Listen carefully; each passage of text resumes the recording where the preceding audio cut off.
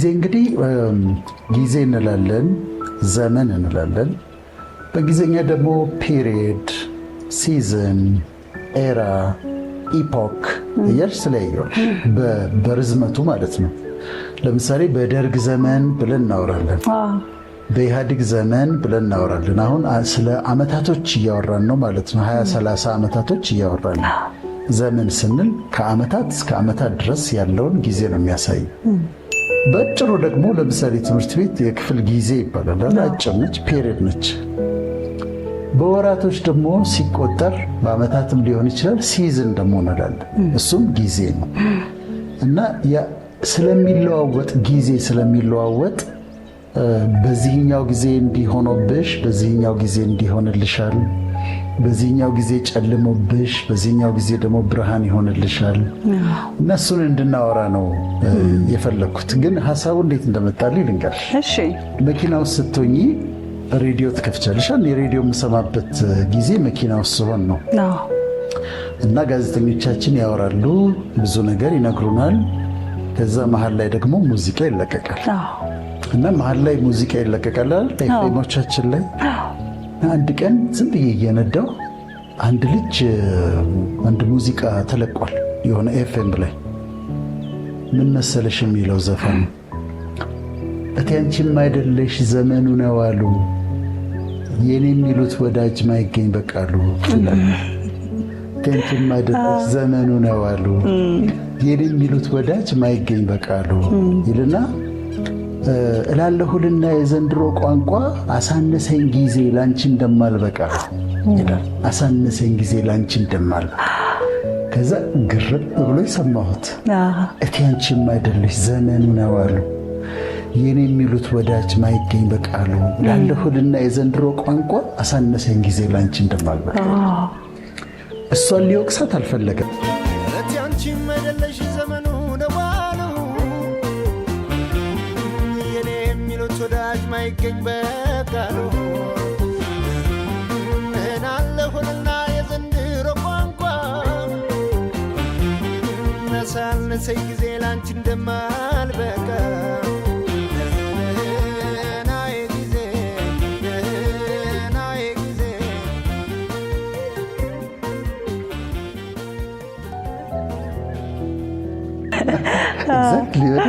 ደንብ አይተሽዋል። ዛሬ ተነጥሎሽ አካልሽ ቢሸሽም ዛሬ ተነጥሎኝ አካልሽ ቢሸሽም መካሪሽ ብዙ ነው ባንቺ አልፈርድብሽም። ከዛ ከኔ ተለይተሽ የሄድሽበት ቦታ ባውቀው ምን ነበር የሰጠሽን ደስታ ይላል እና አይ ጊዜ እያለ ይቀጥላል። በጣም የሚገርም ነው። እኔ አሁን ገጣሚው እንትኑን ሳየው የግጥሙን ሳየው ቅድም እንዳልነው ነው። እሷን በየትኛውም መንገድ ሊወቅሳት አልፈለገም። ጊዜውን ይወቅሳል፣ ዘመኑን ይወቅሳል። ከዛ ሁለተኛው ላይ ደግሞ መካሪዎቹን ይወቅሳል። አንቺ እኮ አይደለሽም እነሱ መክረውሽ ነው፣ ግን እንደው ሄደሽ ደግሞ ምን ይሆን ያገኘሽው፣ ምን ይሆን የተመቸሽ ደግሞ ይላታልና የሚገርም ነው። ዘፋኙ አመሰለሽ ሰለሞን ጥጋቤ የሚባል አይ ቲንክ የሆነ አይዶል ላይ ምናምን ያሸነፈ ልጅ ይመስለኛል ድሮ ሳስታውሰው እና አይ ጊዜ ይላል። አሁን እኔ ሐሳቡ ወደ አእምሮ የገባ ማለት አይ ጊዜ የሚለው ዛሬ ተነጥሎኝ አካልሽ ቢሸሽ መካሪሽ ብዙ ነው ባንቺ አልፈርድብሽ። ከእኔ ተለይተሽ የሄድሽበት ቦታ ባውቀው ምን ነበረ የሰጠሽን ደስታ።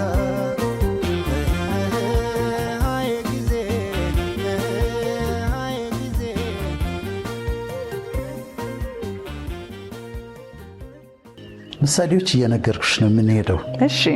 እኔ አንድ ወዳጅ ነበረኝ እና 4 ጓደኛሞች ናቸው። ከብዙ ዓመት በፊት ነው።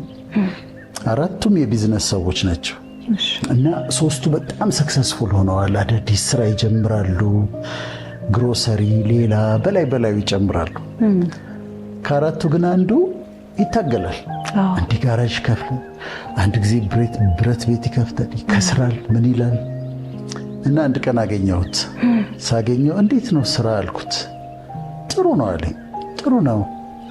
ከዛ የጓደኞቹንም አነሳና ያቺ የተረገመችዋን በለስ ታውቃታለህ አለኝ። ጌታ የረገማት በለስ።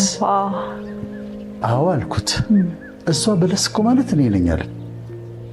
ምን አልኩት? እሷ በለስ አይሆንልኝም እኮ አላፈራም አለ። ተመልከታቸው፣ እነሱ ተሳክቶላቸዋል፣ እኔ ግን አይሆንልኝም፣ አይሳካልኝም አለ። ከዛ እንደሱማ ማለት አትችልም፣ ልክ አይደለም ብዬ ትንሽ እንዲህ አይነት ያሉ ሰዎች ላይ ደግሞ መከራከር አትችልም፣ ግን እንደሱ አይደለም አልኩት እና ትንሽ ምለውን ብዬው ተለያየን። አይ ቲንክ ከ7 ዓመት ነው እንዲህ በኋላ አገኘሁት። the same person ቦሌ ጫፉ ላይ ነው ያገኘሁት። የመጨረሻ ሌተስት መኪና ይዟል። ሌተስት ላንድ ክሩዘር ይዟል። ከዛ ሰላም አለኝ። በጣም ደስተኛ ነው። በጣም ደስ ብሎታል። ከዛ እንዴት ነው ስራ አልኩት። አንድ የውጭ ሀገር ካምፓኒ መጥቶ እኔን ወኪላቸው አድርገውኛልና በጣም ብሌስድ አለ። አሁን ይኸውልህ ባለፈው ሳምንት ስብሰባ ነበረ። ይሄ መኪና እኮ ብቻ አይደለም አዲስ BMW ጊፍት ሰጡኛል። የት ነው የምትኖረው አልኩት። ወሎ ሰፈር ነው የምኖረው። ግራውንድ +5 ቤት ሰርቻለሁ አለ እና አንዱ ላይ እኖርበታለሁ፣ ሌላውን አከራይቼዋል። የሚገርም ነው። ዋው በጣም ደስ ይላል አልኩት። ፎቅ ደግሞ እኮ ሰርቻለሁ አለኝ። አሁን እኔ በለሷን አስተውሻታለሁ ግን አላነሳሁበትም። እዛ ግን እየተገረምኩ እያየሁት እዛ ጋራዥ ትንሽ ከፍቶ ሲታገል የነበረው ከዛ አሁን ደግሞ ተለውጦ የሚፈልገው ነገር ሁሉ ሆኖለት ቤቱ ኢማጂን ግራውንድ +5 ቢልዲንግ ነው እና ከላይ ይኖራል። ሌላውን አከራይቶ ሌላ ህንፃ አለው፣ መኪናዎች አሉት። ገንዘቡ ጊዜ ይለውጣል። ጊዜ ይለውጣል። አሁን ከተመልካቾቻችን አንዳንዶቹ ኑሯቸው የማይለውጥ ይመስላቸዋል። ማለት የተረገሙ ያህል ጓደኞቿ ያድጋሉ። የእሱ ጓደኞች አብረው የተማሩት ሌላ ቦታ ናቸው። እሱ አይንቀሳቀስምና እኔማ እንደው የማይሆን ነገር ነው የማለት ነገር ይሰማቸዋል። ጊዜ ግን ይለውጣል። ጊቭ ኢት ታይም፣ ጊዜ ስጭው። ጊዜ ይለውጣል ስንል ፈጣሪ ነው የሚለውጠው፣ የሚያደርገው እግዚአብሔር ነው። ግን በጊዜ ሂደት ውስጥ ግን ሰዎች ኑሯቸው ይለወጣል። ያን ያህል ተረግም ያለው እስኪሉ ድረስ የተመረሩበት ኑሮ እና የተሰማቸው የመበለጥ ስሜት ተስተካክሎ ሌላ ጊዜ ስታገኛቸው ተለውጦ ታገኛቸዋለሽ። ይህም ማለታችን ጊዜ ልብን መሻት ይሰጣል። አሁን ደግሞ ለዚህ አንድ ምሳሌ ልንገርሽ። ዋሽንግተን ዲሲ ነው ቦታው እና ለሆነ ፕሮግራም ሄጄ ከዓመታት በፊት ነው። አንድ በጣም ጥሩ ልጅ አገኘሁ እና እሱና ሚስቱ ብዛ ቸርች አካባቢ ያገለግላሉ። በጣም ይዘምራል ልጁ። የሚገርም ወርሺፕ ሊደርስ የሚባለው የሚገርም ድምፅ አለው። ሚስቱ ሆስተስ ነበረች። በጣም ይዋደዳሉ። የማይለያዩ ባልና ሚስቶች ናቸው። በጣም ነው የሚዋደዱት። እና ያገኘኋቸው አሁን ወደ ቤታቸው ይዘውኝ ይሄዳሉ። ራት ጋብዘውኝ ወደ ቤታቸው እየሄድን እኔ መጠየቅ ባልና ሚስቶችን እፈራለሁ። ልጆች አላቸው ወይ ብዬ አልልም። ምናልባት ከሌላቸው ቅር ሌላቸው ስለሚችል አልጠይቅም። ግን ወደ ቤት ልንገባ አካባቢ 8 ዓመት እንደሆናቸው ከተጋቡ ነገሩኝ። ከዛ ቤት ስንገባ ልጅ የለንም አሉ። እምቢ አለናል። ራሳቸው ነገሩ። ያው ገባው ቤት ውስጥ የሉም ልጆች። አልጠይቅም፣ ምን እፈራለሁ። ከዛ ልጅ እምቢ አለናል። ምን ሞከራቸው አልኳቸው። ያው መንፈሳዊ አለ፣ ጸሎቱ አለ፣ ከዛ ሕክምናው አለ። አሜሪካ ነው ያሉት ቦታ። ሁሉንም ነገር ሞክረዋል። የሚሞከረውን ነገር በሙሉ ሞክረው ጊቭ አፕ አድርገዋል። ከዛ እኔ ምን እንደነካኝ አላውቅም። አንድ ልጅ ነው የምትፈልጉት? መንታ ነው አልኳቸው። ከዛ ሚስትየዋ የተናደደችብኝ ምን ለማለት ፈልገው ነው? ስትናደድ ቀርማ ሳያት ዝም ብላ ነው ያየችኝና አንድ ነው የምትፈልጉት ግን መንታ ነው አልኳቸው። ከዛ እኔ መንታ ወዳለሁ አለኝ መሰለኝ እሱ። ከዛ ከሆነ አይቀር እንዲዘይተው ከመጣ መንታ ቢሆን ነው ጥሩ አልኩኝ። ዝም ምን ያለችው እሷ ዝም እና አላውቅም፣ ተናዳ ይሁን ምን ይሁን አላውቅም። ቆይና ያው ጸለይን። ኖርማል ጸሎት ጸለይን ምናምን ራት በላን። ከዛ እኔ ሌላ ጨርሼ ነበር ፕሮግራሜን፣ ወደ አዲስ አበባ ተመለስኩ። በ4 ወሩ ነው ምናምን በዋትሳፕ የማይገባ ፒክቸር ልኮልኛል ባልየው። አይገባም ፒክቸሩ እና ምንድነው የአልትራሳውንድ መሆኑን ያወቅኩት በኋላ ነው። ግን አልትራሳውንድ ሆኖ እንደዚህ ክብ ነገሮች ናቸው። ብቻ ሆኖ እንዳይሆን አልኩኝ። መንታ ሆኖ መንታ የሚገርም ነው። መንታ ጸንሳለች። አሁን አሜሪካ ሄድኩኝ ጊዜ ፖርትላንድ ናቸው ያሉት። ከዲሲ ሙቭ አድርገው ልጆቼንማ ሳታይ አትሄድም ብሎ ነበርና ከ8 ዓመት በኋላ ከኔ ጋር አይገናኝም፣ ከኔ ጸሎት ጋር አይገናኝም። ግን መንታ ጸንሳለች።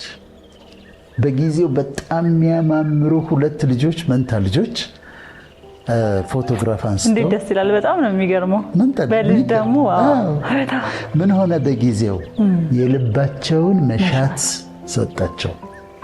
በእግዚአብሔር ደስ ይበልህ የልብህን መሻት ይሰጥሃል ይላል መዝሙረ ዳዊት ላይ። ዳዊት መዝሙረኛው ዳዊት እንደዛ ይላል። አንዳንድ ጊዜ በልባችን የምንመኛቸው የልባችን መሻት የሆኑ ነገሮች አሉ፣ እንፈልጋቸዋለን። በጣም ነው አጥብቀን የምንፈልጋቸው፣ ግን አይሆኑም። እና የልብ መሻት ይኖረናል። አሁን ዛሬም ከተመልካቾቻችን ጋር ስለሆነ የልባቸው መሻት ዲዛይር ኦፍ ዮር ሃርት ነው የሚለው። የልብ መሻት ማለት የማትናገሪው ሁሉ ሊሆን ይችላል፣ አውጥተሽ የማትናገሪው ሊሆን ይችላል። ግን ልብሽ ግን ይመኘዋል፣ ልብሽ ይፈልገዋል። እና ደግሞ አይሄድም፣ ያ መሻት አይሄድም፣ ዝም ብሎ ውስጥሽ አለ። መፈለግንም ማድረግንም ስለሚል ነውና ጊዜ አለ። የልባችን መሻት የሚሆንበት ጊዜ አለ። የልባችንም መሻት ያልጠየቅነው እንኳን ሊሆን ይችላል ፈጣሪን። ግን የለመንሽውን ይሰጥሻል። ያለመንሽውን ደግሞ በልብሽ የተመኘሽውን ደግሞ እሱንም ስለሚያነብ ይሰጥሻል። እና በጊዜው የልብ መሻት ይሰጣል። አሁንም ሌላ ምሳሌ ልስጥሽ። ቢሮ ካዛንቺስ ነበረኝ። ካዛንቺስ ቢሮ ነበረኝ እና እዛ ቢሮዬ አንድ ቀን አንድ ሰው መጣ። የሆነ ቦታ ላይ ያውቀዋለሁ። በጣም ኃይለኛ ሰው ነው ማለት ይሄ የሚያስፈራ ሰው የለም። ወንዳ ወንድ በጣም ቁጡ ነው። ሰላም ሲልሽ ሁሉ በቁጣ ነው ሰላም የሚለው እና ሲስቅ ነው አይቼው አላውቅም። እና ቁጡ ነው፣ እንደዚህ ነው፣ ወንዳ ወንድ ነው። እንደዛ አይነት ሰው ነው እዛ ቦታ ሳውቀው። እና ቢሮ መምጣት ፈልጋለሁ አለኝ። እሺና አልኩት። መጣ። ከዛ ችግሩን እየነገረኝ ማልቀስ ጀመረ። እኔ ወንድ ልጅ እንደዛ ሲያለቅስ በህይወት አይቻለውቅ ማለት በቃ ሊወድቅ ሁሉ ይመስላል። እንዲህ ካንጀቱ ነው የሚያለቅሰው። በጣም ነው የሚያለቅሰው። በጣም ደንግጫለሁ። እኔ ማለት የማውቀው ያንን ሰው እዛ ሌላ ቦታ ላይ የማውቀው በጣም ኃይለኛ ኮስታራ፣ ቁጡ ምናምን ሴቶች ሁሉ የሚፈሩት አይነት ነው። እና በጣም አለቀሰ። ምንድነው የሆንከው? ከዛ ነገረኝ። እየነገረኝ ያለቅሳል፣ እየነገረኝ ያለቅሳል፣ እየነገረኝ ያለቅሳል። እና ከባድ ነው ደግሞ ያልፈበትም ነገር ከባድ ነው። ከቤተሰብ ጋር የተያዘ ነው። ግን በጣም ደነገጥኩ እኔ። ከዛ አወራሁት፣ የምሰጠውን ምክር መከርኩት፣ ካውንስል አደረግኩት። ተለያየን። ከዛ በኋላ አላገኘሁትም። ከዛ በኋላ ያገኘሁት አሜሪካ ነው። አሜሪካ ሳገኘው በጣም ተለውጧል። ሌላ ሰው ነው የሚመስለው። ይስቃል፣ ደስተኛ ነው በጣም። እንደዛ ሆኖ አገኘሁት። ከዛ እኔ እኮ የዛ ጊዜ እኮ በጣም ደንግጬ ነበር አልኩት። ቢሮ የመጣህ ጊዜ እና ደንግጬ ነበር አልኩት። አዎ ቢሮ እኮ የመጣው ጊዜ ብሎ ለምን እንደመጣ ለማስታወስ ሞከረ። ረስቶታል። ረስቶታል። በኋላ አስታወሰ። ግን በግድ ነው ያስታወሰው። አዎ መጥቼ እኮ እንደዚህ ሳለቅስ ሁሉ አስታውሳለሁ ያለው በጥረት አስታውሶ ነው። ለምን ረስቶታል። መከራ ውስጥ ትሆኛለሽ። ማትወጃቸው ወራቶች አሉ። ደስ የማያሰኙሽ ጊዜዎች አሉ። ጊዜው ሲመጣና መከራው ሲያልፍ ግን ተረሾልሽ። አሁን ይሄንን ለማመን ሊቸገሩ ይችላሉ አንዳንዶች ተመልካቾች። ቦታው ላይ ስትሆን ማመን ይከብዳል። አዎ ችግሩ ላይ ፈተናው እዛ ሳገኘው ግን ይሄ እንዳለፈ ውሃ ትረሳዋለህ እንደሚል ይሄ ውሃ ሲያልፍ በጣም ይሄኛው ያየሽውን ደግመሽ አታየውም አይደለም? ልክ እንደዛ አልፏል፣ ረስቶታል። እዛ ጊዜ ስለው አዎ ብሎ ለማስታወስ ነው የሞከረው። ተመልካቾቻችን መከራ ውስጥ ያሉ አሉ ይኖራሉ። ደፍነትሊ አዎ ይሄ የማያልፍ ይመስላቸዋል፣ ያልፋል። ለዛውም ሲያልፍ ይረሱታል፣ ላያስታውሱት ነው ለወሬ ራሱ እስክትረሱ ድረስ ያልፋል። እና ጊዜ ስጭው፣ ጊቭ ኢት ታይም። መከራም ያልፋል። ካለፈ በኋላ ለማስታወስ እንኳን ስትሞክሪ ያስቸግራል ለማለት ነው። አሜሪካን ኤምባሲ ስገባ ቪዛ እንዲሰጡኝ ኢንተርቪው ያደረገችኝ ፈረንጅ ነች፣ ነጭ አሜሪካዊት ነች። ካውንስለሯ መከረችኝ ምክር። ዶክተር በሀገርህ ጠንከረ ስራ አለች። ያው ቪዛውን እየከለከለችኝ ማለት ነው። ጠንከረ ስራ እኔ አሁን መከልከሉን ምክሩን ምን አመጣው ብዬ ከዛ ወጣው። አሁን እንትን መከልከሏ ብቻ አይደለም ምክሯ እናደኛል። ከዛ ለካ የዛ ጊዜ ምን ሆኗል መሰለሽ በጊዜው የነበረው መንግስት ዶክተሮች በብዛት ስለሚሄዱ ከሀገር ውጭ ያስተማራቸው መንግስት ያስተማራቸው በነፃ ያስተማራቸው ዶክተሮች ወደ ውጭ እየሄዱ ስለሚቀሩ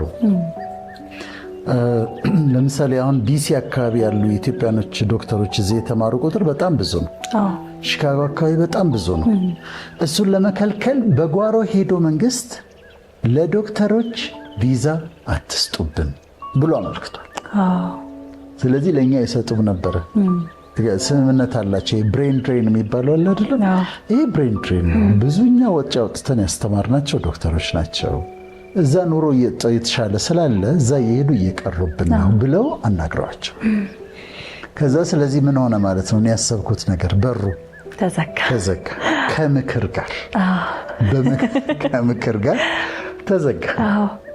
አሁን ይሄ ተዘጋ። ከዛ ከ4 ዓመት በኋላ ነው እኔ በኢሚግራንት ቪዛ ባለፈው ሳምንት ስንል እንደነበረው በትዳር በኢሚግራንት ቪዛ የሄድኩት ከ4 ዓመት በኋላ ነው። ከዛ ግሪን ካርድ አገኘው። ከዛ አሜሪካን ፓስፖርት አገኘው፣ ዜግነቱን አገኘው። በዛ ሰዓት ግን ተዘግቶ ነበር። አንዳንድ በሮች ለጥቅማችን ተብለው የሚዘጉ በሮች አሉ። እኔ በዛ ሰዓት ብሄድ ኖሮ ምን አይነት ህይወት ውስጥ ነበር መሰለሽ የነበርኩት? ልክ በዛ ሰዓት የምጠጣበት፣ የማጨስበት፣ የምቅምበት በቃ ወጣት ነኝ ብዬ እንደፈለኩኝ የመሆንበት ናይት ክለብ ምናምን የሚሄድበት ጊዜ ላይ ነበርኩኝ። ልክ በዛ ሰዓት በጠየቁበት ሰዓት ምናልባት በዛ ሰዓት ብሄድ ለኔ ጥፋት ነበር የሚሆነው። ተዘጋ። በጊዜው በክብር ያደርገዋል። አሁን እኔ በጊዜው ሲሄድ የስራ ፈቃድ መጠየቅ አልነበረብኝም።